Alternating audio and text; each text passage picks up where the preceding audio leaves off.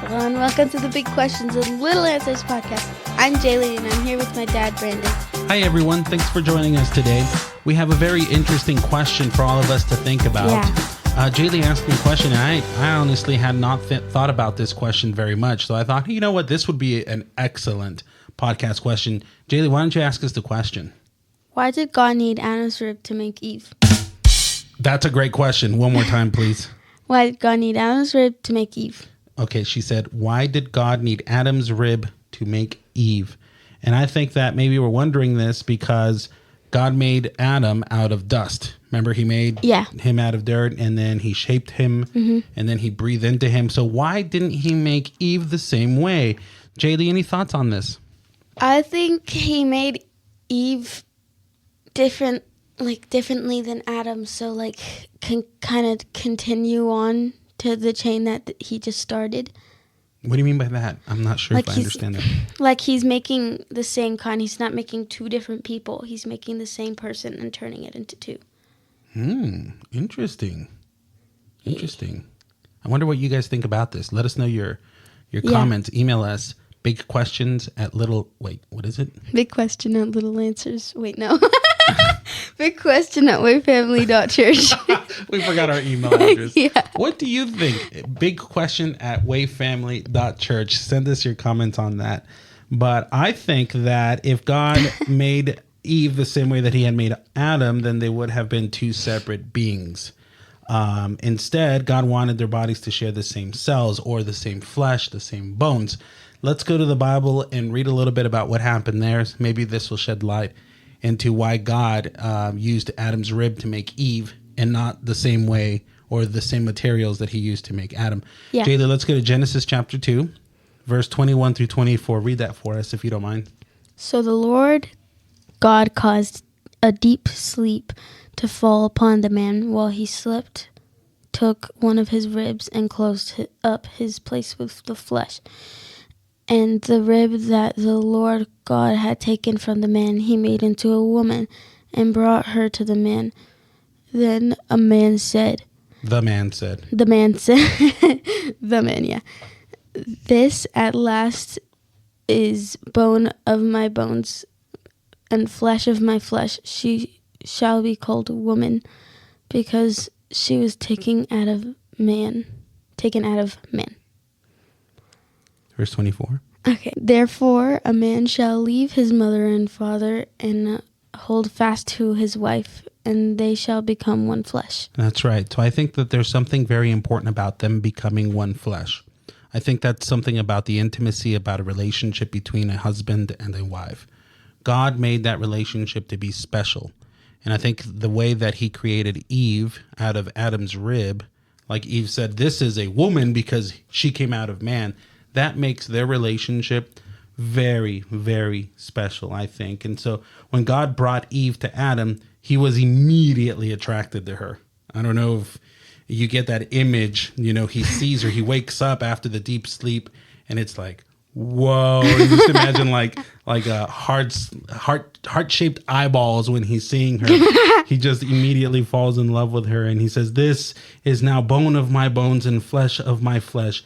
I think I'm reminded of like when a mommy sees her baby for the first time. Yeah. She's like, wow, this is special. This is my baby. And Adam's like, this is my baby.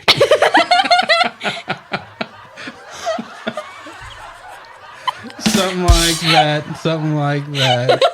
You should have seen the face he just made. He was like, And so he was pretty excited to see her, and he calls her woman, for he was taken out, or she was taken out of man.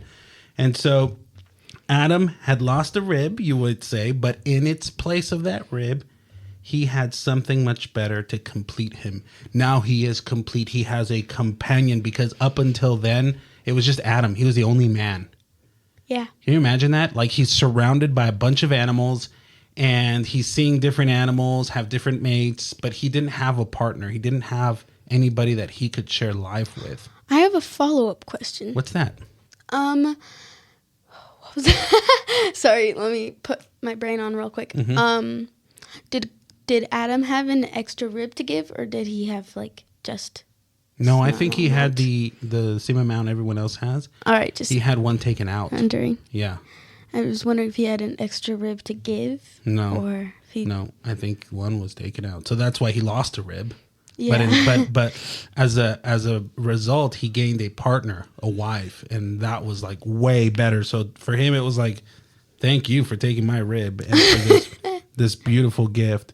And so he marries. We know that he marries Eve. They become husband and wife, and then they have children. Do you remember their kids' names? Cain and Abel. Yes, right. And eventually they have another one named Seth. And so they become a family, but just going to now Jesus' words. When Jesus was asked about marriage and when he was teaching about the importance of a strong marriage and good relationship, he said in Mark 10, chapter 7 through 9, I'm going to have you read that for us, Jaylee, to show us what Jesus says about marriage. All right, Mark 10, 7 through 9. Therefore, a man shall leave his father and mother and hold fast to his wife, and the two shall become one flesh. So they are no longer two, but one flesh. What therefore God has joined together, let man not separate. Yeah, so Jesus is actually quoting back from that passage in Genesis chapter 2. He says that the man shall leave his father and his mother and hold fast his wife, and they shall become one flesh. When a man marries a woman, they essentially become one flesh, one person. It's part of just being married. It's the best part about being married. Yeah. There's something special about the relationship. Like you know that Mom and I have a very special relationship. Yes. She's my best friend, and of all the people in the world, I would want her to be around me. Like she is my very special person. I have all kinds of other friends, but none of them are even close to the relationship that I have with Mom, and that's a good thing. Otherwise, that'd be a big problem. You know? But that's the way that God made it. Is also a gift too. You know, one day, Jaylee, you're gonna grow up, and for anyone who's listening here, you might be thinking, "Ew, boys, ew." You know, one day you'll find your husband or you'll find your wife. And when you marry, you're going to experience the beauty. I won't find my wife. No, you're going to find a husband because you will be a wife. Right? Marriage is between man and woman, husband and wife. That's the way that God designed it. But when you find your person, you're really going to experience perhaps what Adam experienced when you have those heart-shaped, when you have those heart-shaped eyes and be like, wow, thank you so much for that gift. Like, this is not just another person. This is my person. This is my flesh, my body. There's something very beautiful about that. And so, what do you think? Does that answer your question? And, I think so. And how would you summarize that for all of us who are listening? Give us a little answer to the big question. I'll ask the big question. You give us the little answer. Okay. Why did God need Adam's rib to make Eve? Our little answer today is God wanted Adam and Eve to share the same body as husband and wife. That's right. Very good. Very good. Very good. Thank you, Jaylee. And thank you so much for joining us today.